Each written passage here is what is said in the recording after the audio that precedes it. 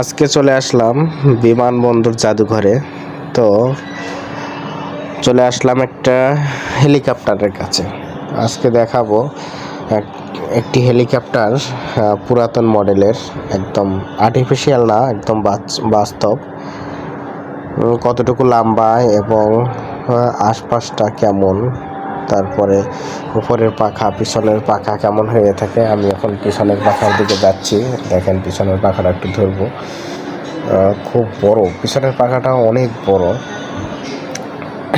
দেখতেই পাচ্ছেন হেলিকপ্টারের যে ল্যাস, মানে পিছনের সাইডটা অনেক লম্বা।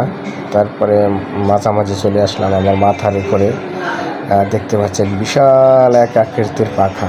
ওটাই সাধারণত ঘুরে আর বটবট বটবট শব্দ হয়। আমরা হেলিকপ্টারগুলো উপরের দিকে তাকাই, ছোটোবেলা ভাবতাম কি না কি যায়।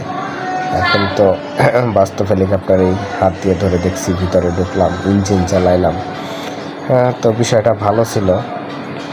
আপনারাও আসবেন এখানে ঘুরতে। এখানে অনেক হেলিকপ্টার, বিমান, প্লেন, অনেক কিছু রাখা আছে।